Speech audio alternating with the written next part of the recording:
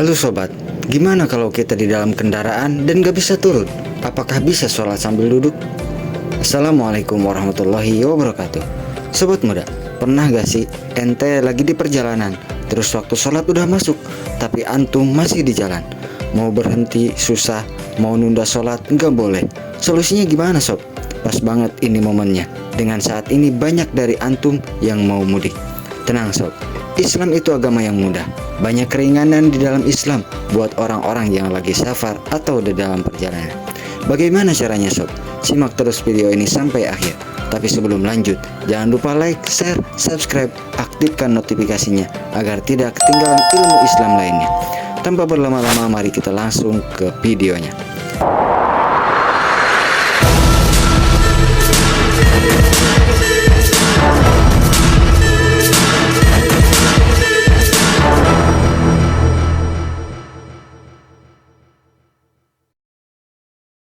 Boleh qashar dan jamak.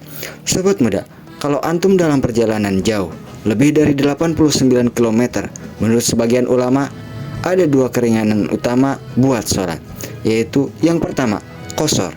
Apa itu qashar? Qashar itu adalah meringkas. Sholat yang tadinya 4 rakaat menjadi 2 rakaat, seperti zuhur, asar, dan isya. Kalau sholat subuh dan maghrib, tetap seperti biasa. Nggak bisa dikosor ya sob. Masa subuh jadi 1 rakaat atau maghrib jadi 1,5 rakaat? Dah. Salamnya di mana sob? Salamnya itu pas ruku. Assalamualaikum gitu. Mana bisa? Allah SWT berfirman di dalam Al-Quran, dan apabila kamu bepergian di bumi, maka tidaklah berdosa kamu mengqashar salat, dan jika kamu takut diserang orang-orang kafir. Quran Surah An-Nisa ayat 101. Yang kedua, jamak. Apa itu jamak? Jamak adalah menggabungkan dua sholat. Jamak terbagi menjadi dua, ada jamak takdim dan ada jamak takhir. Apa itu jamak takdim? Jamak takdim adalah jamak yang dilakukan di waktu sholat yang pertama. Contohnya, zuhur dan asar dilakukan pada waktu sholat zuhur. Maghrib dan isya dilakukan pada waktu sholat maghrib. Jamak takhir, jamak yang dilakukan pada akhir sholat. Seperti contoh, sholat zuhur dan asar dilakukan pada waktu asar. Sholat maghrib dan isya dilakukan pada waktu isya. Untuk pengerjaannya, didahulukan sholat yang mempunyai waktu. Misalkan jamak takdim, zuhur dan asar, maka dilakukan pada waktu sholat zuhur terlebih dahulu.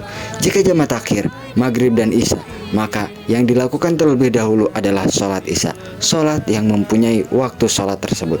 Rasulullah SAW menjamak sholat zuhur dengan asar, maghrib dengan isya, bukan karena takut maupun hujan. Hadis riwayat Muslim. Nah, kalau antum masih di perjalanan dan belum sampai ke tempat tujuan, antum bisa pilih mana yang paling mudah untuk antum lakukan sob.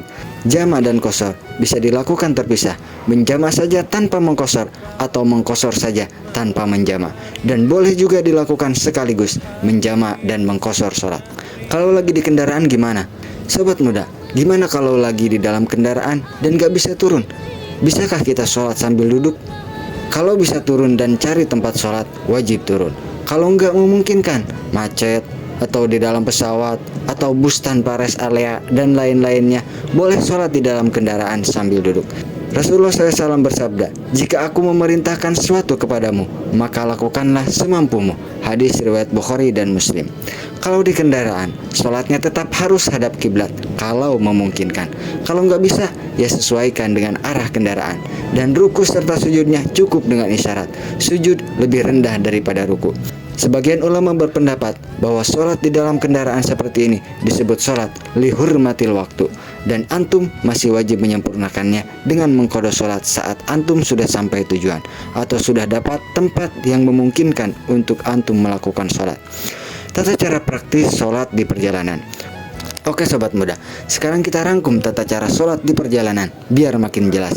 Yang pertama, wudhu atau tayamum. Kalau nggak ada air, boleh tayamum. Yang kedua, niat sholat qashar atau jamak kalau mau digabung. Usahakan hadap kiblat. Kalau nggak bisa, ya sesuaikan dengan arah kendaraan antum. Kalau di kendaraan, sobat sholat sambil duduk. Ruku dan sujudnya dengan isyarat saja. Yang berikutnya, bacaannya sama saja kayak sholat biasanya. Allah Subhanahu wa taala berfirman di dalam Al-Qur'an, "Sungguhnya Allah tidak membebani seorang melainkan sesuai dengan kemampuannya." Quran surah Al-Baqarah ayat 286. Mudah banget kan sob? Jadi gak ada alasan buat ninggalin sholat walaupun lagi di dalam perjalanan. Sayangnya masih banyak yang salah paham soal sholat di dalam perjalanan. Nih beberapa contohnya. Yang pertama, nunda sholat sampai tiba di rumah, padahal bisa jadi jamak atau dikosor. Yang kedua, ngasal sholat di kendaraan tanpa alasan, padahal kalau bisa turun, harus turun untuk mengerjakan sholat. Yang ketiga, lupa mengkosor atau menjamak sholat, malah sholat seperti biasa, padahal ada keringanan dari Allah untuk menjamak dan mengkosor sholat. Yang keempat, gak cari tahu arah kiblat, padahal bisa cek kompas atau aplikasi di HP. Jadi, jangan sampai kita salah paham ya sob, dan malah ninggalin sholat tanpa alasan yang benar ya sob. Jadi, sobat muda, sholat itu tetap wajib walaupun antum di dalam perjalanan.